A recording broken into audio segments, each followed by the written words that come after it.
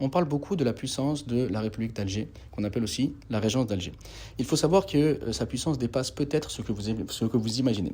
À titre d'exemple, au début du XVIIe siècle, il y avait un capitaine flamand qui était installé à Marseille et qui a décidé de rejoindre Alger afin de se mettre sous la bannière d'Alger et de faire la course en Méditerranée. En 3 ans, il s'est littéralement enrichi. Mais il a décidé de trahir Alger et de rejoindre la cour de France. Pour cela, il lui fallait un protecteur. Ainsi, il s'est mis sous la protection du duc de Guise, qui était le gouverneur de Provence. Pour obtenir sa protection, il lui a offert 2 canons qu'il avait volés à Alger.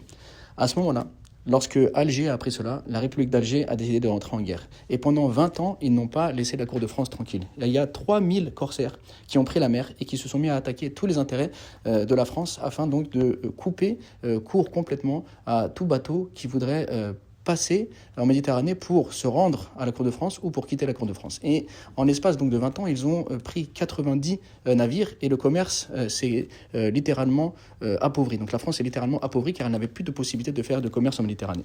Alors Louis XIII a exigé qu'on fasse un traité de paix. Sauf que Alger n'acceptait pas le traité de paix tant qu'elle n'avait pas récupéré ses canons. L'objectif d'Alger, c'était de récupérer ces 2 canons, de laver son honneur. Et donc Louis XIII a demandé au duc de rendre les canons, celui-ci a refusé.